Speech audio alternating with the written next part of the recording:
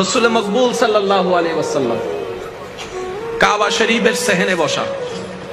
সুবহানাল্লাহ, জোরে সুবহানাল্লাহ।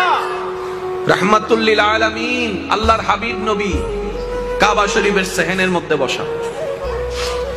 একজন অন্য ধর্মের মানুষের সন্তান নিজের মায়ের শরীরের পোশাকের অভাবে মায়ের পোশাকের জন্য ধারে ধারে ঘুরেছে, আত্মীয় স্বজনের কাছে গিয়েছে, কেউ একটা পোশাক দেয়।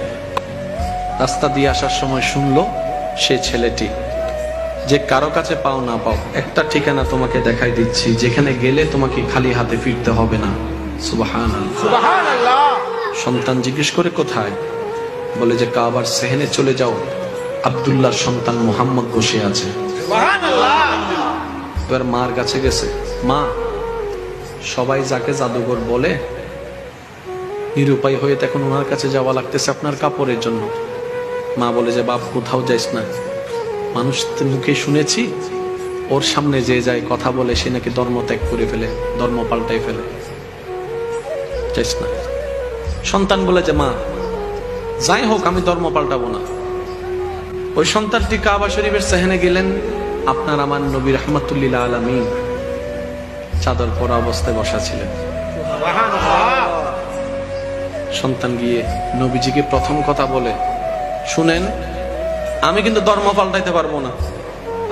নবীজি বললেন কি হয়েছে বাবা সেটা তো বলো।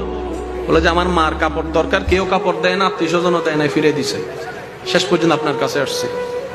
আপনি কাপড় দিলে দেন, না দিলে না দেন, এটা আপনার ব্যাপার, কিন্তু আমি ধর্ম পাল্টাবো না। নবীজি মুস্কি হেসে নিজের শরীরে মোবারকে থাকা কাপড়টাই খুলে দিয়ে দিয়েছে। এবার মায়ের শরীরে কাপড় দিয়ে ডাকার জন্য যে সন্তান ভিক্ষুকের মতো দাঁড়ে দাঁড়ে ঘুরে ফেরত এসেছে, সেই সন্তান এতক্ষণ পরে যখন কাপড়টা পেয়েছে মনটা কেমন খুশি, দৌড়ায় গিয়েছে মার কাছে, মা কাপড় পেয়েছি। মা বলে যে কোত্থেকে আনলা?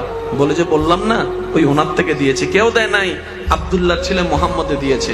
এবার মা যখন নবীজির সেই রহমতের চাদরটুকু হাতে নিয়ে যখন হাতে স্পর্শ করলেন, নাকে ঘ্রাণ নিলেন, আর নবীজির সেই মেশকাম্বরের কথা কি আর বলবো, কি আর বলবো, উনকি महक ने दिल के गुंचे किला दिए है, जिस राह चल गए है कूचे बसा दिए। सुबहानाल्लाह। ওই গানটা যখন নাকে লাগলেন আল্লাহর রহমত বর্ষিত হলো, মায়ের অন্তর পরিবর্তন হলো। ওই মা বলে এইরকম একটা কঠিন সময়ে আপনরাই যেখানে আপন করে নেয় নাই, দুশমনই আপন করে নিয়েছে, এর চাইতে বড় মানবতার হতে পারে না। বাবা তুইও চল, আমিও চলবো, মুহাম্মদের কলমা পড়ে মুসলমান হয়ে যাবো।